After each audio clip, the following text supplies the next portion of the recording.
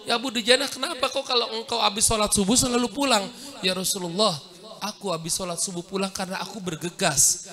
Jadi di rumahnya Abu Dujana itu ada satu pohon korma Pak, yang punya tetangganya Pak.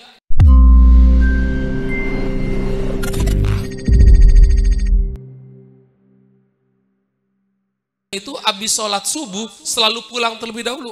Akhirnya ditanya sama Rasulullah, ya Abu Dujana, kenapa kok kalau engkau habis sholat subuh selalu pulang? Ya Rasulullah, aku habis sholat subuh pulang karena aku bergegas.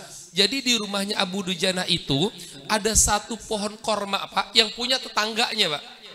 Maaf, Abu Dujana ini orang miskin, sangat-sangat miskin. Nah, pohon korma punya tetangganya kebetulan punya orang Nasrani, orang Yahudi dia Pak. Nah, Yahudi ini pohon kormanya, daunnya masuk ke rumah Abu Dujana.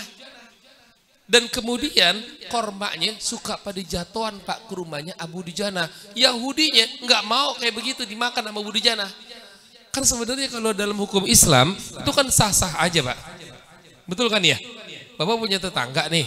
Tetangga Bapak punya pohon duren. Pohon durennya itu daunnya saban hari kita yang nyapuin karena masuk ke pekarangan rumah kita. Giliran duren itu berbuah, Bapak boleh gak makan buahnya? Boleh. Asal jangan jatuh di rumah Bapak aja. Anak Bapak lagi main, mantep itu dah. Tapi secara hukum itu dibolehkan Pak. Karena kenapa? Karena daunnya itu yang masuk ke rumah kita, yang masuk ke pekarangan kita. Nah tapi sama Yahudi itu diomelin, gak boleh.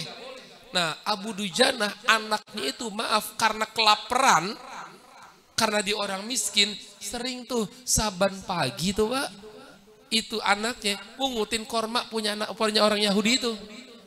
Setiap pagi dipungutin tuh korma, dimakanin tuh sama anaknya tuh. Abu Dujana nggak mau kayak begitu. Karena kenapa? Karena dia tahu dia Yahudi, nggak ngerti.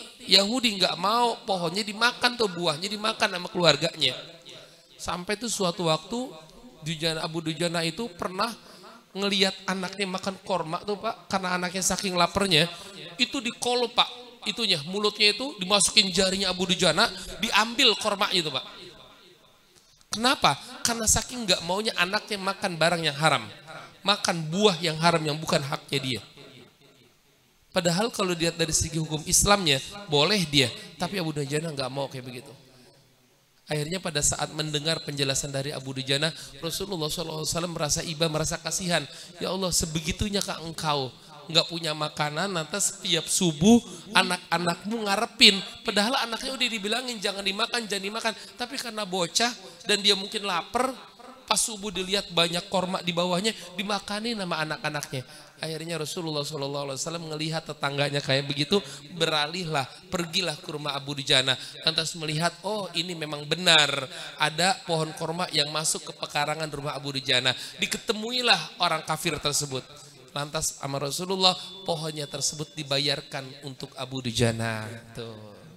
Ya, jadi mulia banget kan Rasulullah. Oh ini pohon kormanya ini yang tiap hari engkau ributkan, yang ini yang menyebabkan engkau nggak bisa ikut wirid karena anakmu takut makan dari buah korma ini. Maka pada saat itu buah kormanya dibeli oleh Rasulullah SAW. Pohon-pohonnya semuanya dibeli punya orang kafir tersebut.